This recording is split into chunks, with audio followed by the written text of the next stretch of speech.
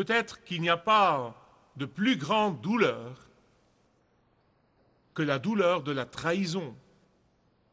Je parle bien sûr de la trahison de ceux qui nous sont proches et chers, la trahison d'un époux, la trahison d'un ami en qui on a confiance, la trahison d'un associé, la trahison d'un enfant ou d'un parent. Car quand nous éprouvons des douleurs physiques, il y a toujours un analgésique, mais il n'y a aucune pilule ou injection que nous pouvons prendre pour la douleur de la trahison. Cependant, si cette douleur n'est pas traitée bibliquement, si elle n'est pas traitée spirituellement, si elle n'est pas traitée vraiment comme il faut, elle peut entraîner une plus grande dépression. Et c'est là que nous trouvons le psalmiste dans les psaumes 42 et 43. En fait, dans certains des anciennes transcriptions, les deux psaumes sont comme un seul psaume. Mais à travers les années, pour une raison ou pour une autre, elles ont été divisées en deux psaumes, le psaume 42 et le psaume 43. Et ceux qui étaient là, la semaine passée, nous avons vu dans le dernier message du psaume 42 comment David, qui était loin de son palais, de sa contrée, du temple où il pouvait louer Dieu, dans une cachette à cause de la trahison de son fils Absalom, qui a tenté un coup d'État contre son père et à qui un homme nommé Achitophel a conseillé de tuer son père, bien que cet homme Achitophel fût l'ami de son père. Quand Absalom a refusé d'accepter et de suivre le conseil de cet homme méchant, celui-ci s'en est allé et s'est tué. Donc David, dans la situation difficile et terrible dans laquelle il était, nous avons vu dans le psaume 42 qu'il a commencé à se remonter le moral en défiant son âme. Et c'est exactement ce que vous et moi devons faire. Vous devez défier votre âme, littéralement. Vous devez défier vos émotions, vous devez défier votre dépression. Et le moyen de le faire, c'est de ramener à votre mémoire les promesses de Dieu dans la parole de Dieu.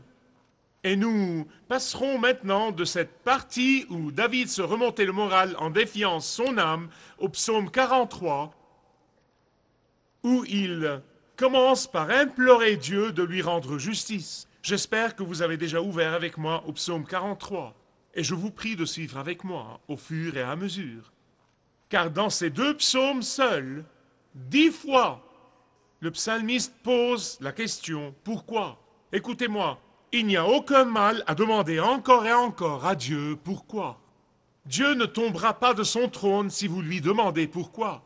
Le Seigneur Jésus-Christ, quand il était pendu à la croix, il connaissait le but de Dieu depuis avant l'éternité, et pourtant, quand il était pendu à la croix, il a dit « Pourquoi ?» Et ce n'est pas difficile pour beaucoup d'entre vous de comprendre ce que traversait le psalmiste. Je pense que la plupart d'entre nous savent ce que c'est que d'être attaqué et critiqué et calomnié et diffamé à tort. Nous le savons. En fait, je vais vous faire une promesse. Si vous essayez de vivre pieusement, vous allez souffrir. Paul dit que si vous vivez pieusement, vous allez souffrir. En fait, Jésus dit dans Jean chapitre 15, verset 19, « S'ils m'ont persécuté, ils vous persécuteront aussi.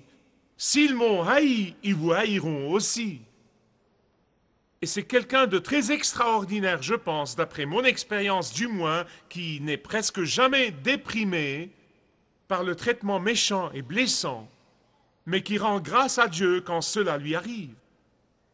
Et nous en avons le secret là. Nous ne sommes pas abandonnés au désespoir. David nous donne la cure pour de tels moments de découragement, pour de tels moments de dépression émotionnelle et spirituelle. Et elle se trouve dans le tout dernier verset, le verset 5 du psaume 43. En fait, elle se résume en un mot. Espérance, c'est le secret. Maintenant, la plupart d'entre vous comprennent que la façon dont nous utilisons le mot « espérer » aujourd'hui diffère de la façon dont il est utilisé dans la Bible, dans les textes bibliques. Quand nous parlons d'espérer, nous disons « Eh bien, vous savez, je ne suis pas vraiment sûr, mais j'espère bien. » où nous disons, eh bien, j'espère vraiment en dépit de tout. J'espère désespérément. En d'autres termes, nous utilisons le mot sur le plan de, vous savez, c'est mon souhait, c'est mon désir ardent, c'est mon aspiration la plus profonde.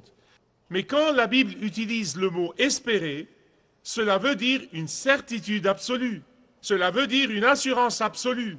Le mot espérer veut dire un fait définitif, sans l'ombre d'un doute attaché à lui.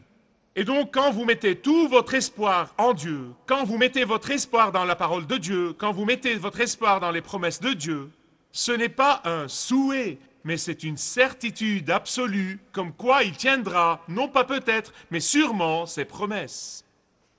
Amen. Écoutez-moi avec soin, s'il vous plaît. Quand vous mettez votre espoir dans les gens, peu importe qui qu'ils soient, quand vous mettez votre espoir dans les gens, ils vous décevront. Quand vous mettez votre espoir dans les sécurités terrestres, elles vous décevront. Quand vous mettez votre espoir dans votre personne ou même dans votre ingéniosité, cela aussi vous décevra. Mais quand vous mettez votre espoir dans Jéhovah Dieu, c'est une certitude. C'est la certitude et vous allez avoir l'ultime victoire. Et c'est pourquoi dans le verset 1, le psalmiste implore le Seigneur avec assurance. « Ô Dieu, défends ma cause contre une nation infidèle. Délivre-moi des hommes de fraude et d'iniquité. » Le psalmiste passe maintenant d'une chose à une autre. Du psaume 42, où le psalmiste s'est remonté le moral en défiant son âme, il passe au psaume 43 avec une prière directe à Dieu. Et il dit, Seigneur, fais quelque chose. Seigneur de grâce, fais quelque chose pour moi. Seigneur, prouve au monde que tu es mon Dieu. Seigneur, que ton rugissement soit encore une fois entendu à Sion. Seigneur, dis au monde que les portes de l'enfer ne prévaudront point contre ton Église fidèle. Seigneur, révèle-toi pour qui tu es. Seigneur, montre que notre foi en toi se fonde sur notre confiance en qui tu es. Tant de chrétiens, surtout dans notre culture, sont trop timides avec Dieu, ils sont faussement polis avec Dieu. Vous comprenez ce que je veux dire? Vous comprenez ce que je veux dire? Ils sont trop timides dans leur prière à Dieu. Puis-je avoir un témoin? La raison pour laquelle le psalmiste est si hardi dans sa prière à Dieu est simplement qu'il connaissait Dieu. Beaucoup de gens aujourd'hui en savent long sur Dieu. Ils lisent toutes sortes de livres, mais ils ne passent pas un temps pour être dans l'intimité avec Dieu. Ils ne connaissent pas Dieu comme le connaissait le psalmiste. Et c'est pourquoi dans le verset 2, il dit « Tu es Dieu ma forteresse » ou « Dieu, toi, ma forteresse ». Et je pourrais prêcher 2 sermons sur cette phrase seule, car il est extrêmement important de comprendre le concept de la forteresse dans l'esprit du psalmiste. À l'époque, au temps jadis, quand la guerre, quand la bataille était menée corps à corps, il construisait des hauts murs ou des forteresses, comme vous voyez sur l'écran, ou parfois il profitait d'une formation rocheuse naturelle et il se cachaient derrière. Ils mettaient toute leur défense derrière ces grands murs ou ce grand rocher ou cette grande forteresse et ils sortaient brièvement, puis ils revenaient immédiatement pour se mettre à l'abri dans cette forteresse. Et tant qu'ils étaient derrière cette forteresse, ils étaient en sécurité. Quand les guerriers sortaient de la forteresse pour un temps important, ils risquaient d'être exposés aux flèches lancées par l'ennemi. Et le psalmiste dit ici, la parole de Dieu, qui est dans tant de maisons et dans tant de traductions, mais qui n'est presque jamais lue, la parole de Dieu est cette forteresse derrière laquelle je prends position. D'autres peuvent baratiner, mais je prends position. Les autres seront peut-être accablés par les circonstances, mais je tiens ferme. Les autres compteront peut-être sur eux-mêmes et sur leur ingéniosité, mais je prendrai position derrière ce mur imprenable, cette forteresse. Les autres gémiront peut-être dans l'apitoiement sur eux-mêmes, mais moi je tiendrai ferme derrière ce mur immuable. Vous savez ce qu'il fait? Il se rappelle ce qu'il croit déjà. Il se rappelle ce qu'il sait déjà, ce qu'il croit déjà profondément dans son cœur. Vous dites, qu'est-ce que c'est? C'est qu'il n'y a aucune raison pour qu'il soit déprimé. C'est vraiment ce qu'il fait. Il se rappelle en fait qu'il n'y a aucune raison, qu'il n'y a aucune situation au monde pour le déprimer. Bien que ces circonstances soient difficiles, bien que les choses semblent sombres et sinistres, mais il n'y a aucune raison pour qu'il soit déprimé. Maintenant, écoutez, c'est extrêmement important, vraiment. Car la différence entre ceux qui ont la victoire sur le découragement et sur la dépression et ceux qui ne l'ont pas est une seule chose. Ceux qui permettent à leurs circonstances, surtout dans les moments difficiles, de leur parler, resteront dans leur découragement. Mais ceux qui parlent à leurs circonstances auront le dessus. Vous avez saisi, dites Amen. Ceux qui permettent à leurs émotions de parler à leurs pensées resteront dans la confusion. Mais ceux qui permettent à leurs pensées bibliquement éclairées de parler à leurs émotions auront la victoire. À chaque fois, si vous avez un stylo, notez ça. Notez ça. Ça marche à chaque fois. Nous ne demandons plus de nos jours aux gens « Que penses-tu » Savez-vous quelle est la question qui a été promue, bien sûr, par les médias? Que ressens-tu? Que ressens-tu? Et non pas que penses-tu? Mais écoutez, écoutez, quand votre pensée bibliquement éclairée devient le thermostat, vous garderez vos émotions sous contrôle. Vous avez saisi?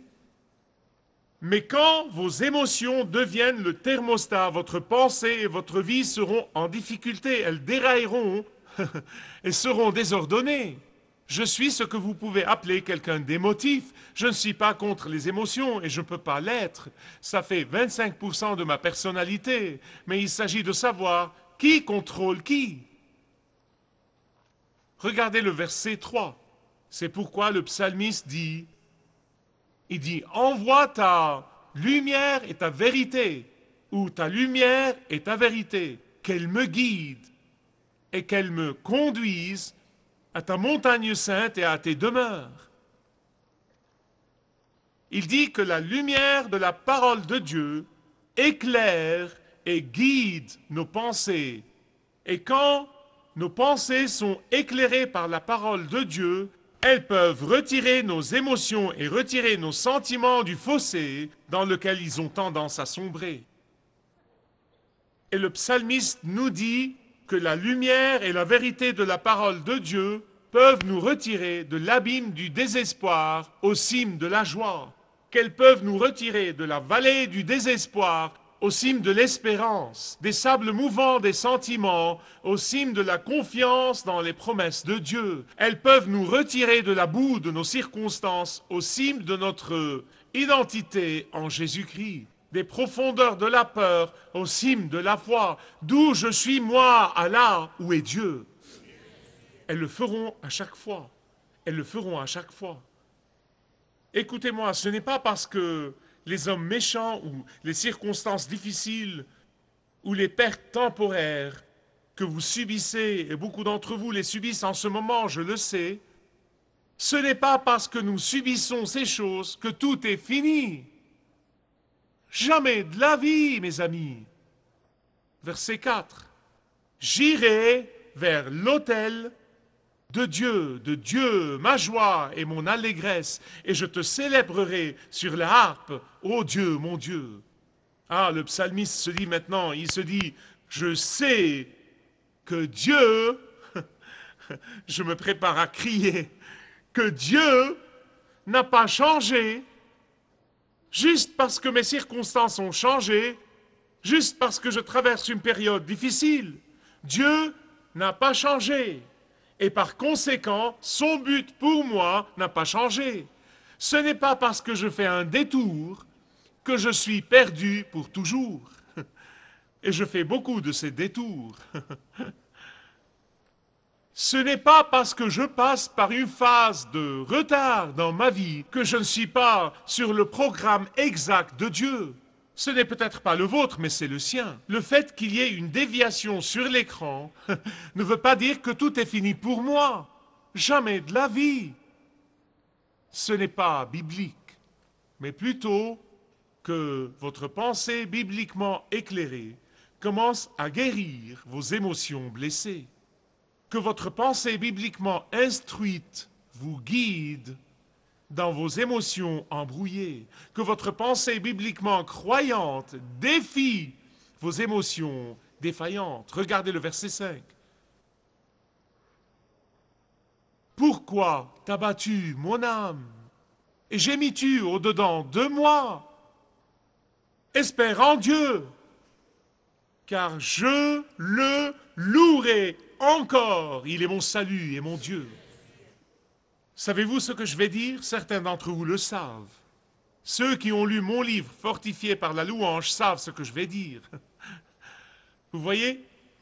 Écoutez, louer Dieu est la seule chose qui va vous élever d'où que vous soyez à la place même de la présence de Dieu. Louer Dieu est une décision de votre pensée, c'est une décision de votre volonté. Ce n'est pas un sentiment. Je parlais à un cher et précieux frère qui traversait une période difficile et j'ai commencé à partager avec lui de mon expérience personnelle et ça m'a amené à écrire ce livre. À propos, si vous ne l'avez pas encore lu, Fortifié par la louange vous bénira. Et je lui disais que louer Dieu m'élève d'où que je sois à la présence même du Dieu vivant. Et j'essayais de lui expliquer qu'il doit commencer par louer Dieu. Il a dit, eh bien, je n'en ai pas envie. Je savais bien assez pour lui dire, laisse tomber tes sentiments.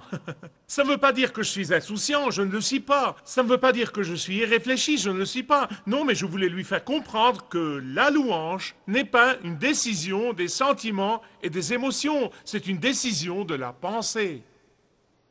S'il vous plaît, écoutez avec soin. La louange vous placera dans la forteresse de Dieu. La louange vous placera derrière son mur imprenable. La louange vous placera dans le creux même de sa main. La louange vous placera dans sa providence inépuisable. Et c'est une décision de votre pensée, de votre volonté. Vous dites, eh bien, je vais louer Dieu, que j'en ai envie ou pas, que mes lèvres puissent remuer ou pas. Je vais louer Dieu, advienne que pourra. Je vais vous raconter une chose comme je clôture parce qu'elle illustre vraiment ce que j'essaye de vous dire. Entre les deux guerres mondiales, les Français ont édifié un mur fortifié de 125 kilomètres. Et ils l'ont appelé, je vais le prononcer mal, et ma femme qui parle bien le français va me corriger en rentrant à la maison, mais Maginot, quoi que ce soit, la ligne Maginot. Et ils l'ont édifié pour défendre leurs frontières avec l'Allemagne. Il y avait 3 lignes de défense qui étaient incorporées dans ce mur. La première était de petites casernes fortifiées, conçues vraiment pour sonner l'alarme à la simple vue de l'ennemi. Et la deuxième ligne était une caserne profonde, fortifiée, conçue pour retarder l'arrivée de l'ennemi. Et la troisième ligne de défense était quelque chose appelé ouvrage, composé de forteresses à plusieurs étages profondément enterrées, tous les 6 à 10 kilomètres.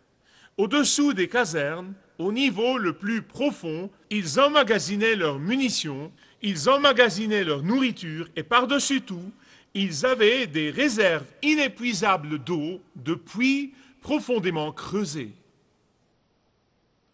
Et quand les Allemands ont déclenché une offensive contre les Français, ils n'ont même pas essayé d'attaquer cette dernière force. Pourquoi? En fait, pas une seule de ces casernes appelées ouvrages n'a été attaquée par les Allemands. Car les Allemands savaient que les soldats de ces casernes pouvaient survivre et résister presque indéfiniment à cause des réserves d'eau profonde et inépuisable.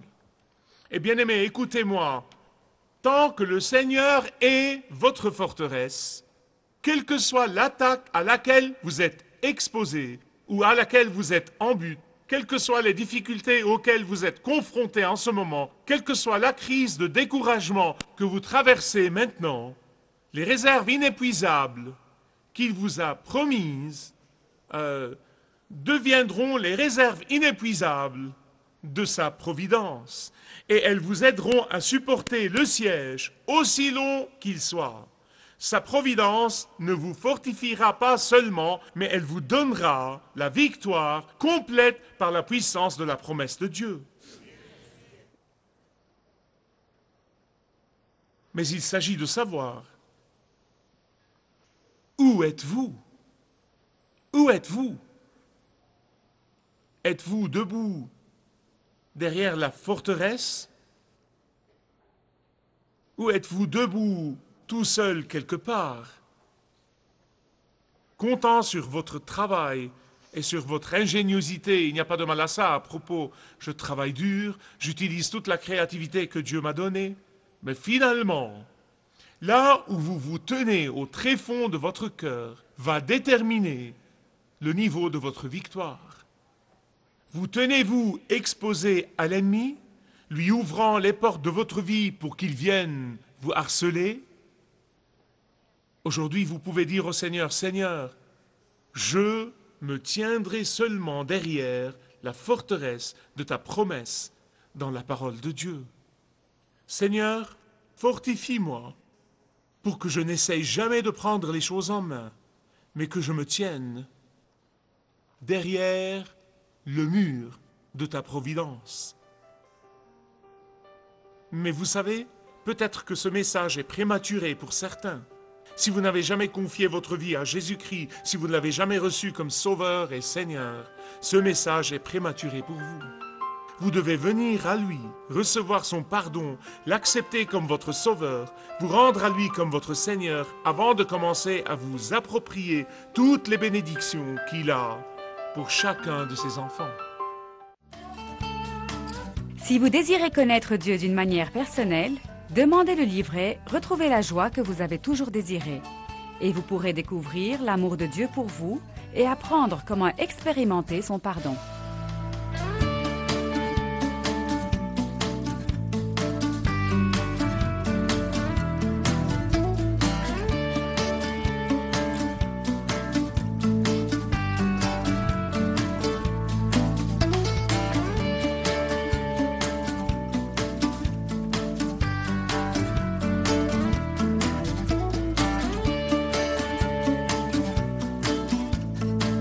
Si vous avez une relation personnelle avec Dieu et vous êtes intéressé à marcher plus intimement avec lui, demandez le livret « 7 pas sur le chemin de la foi » qui vous guidera dans une relation plus profonde avec votre Père Céleste. Demandez votre livret gratuit.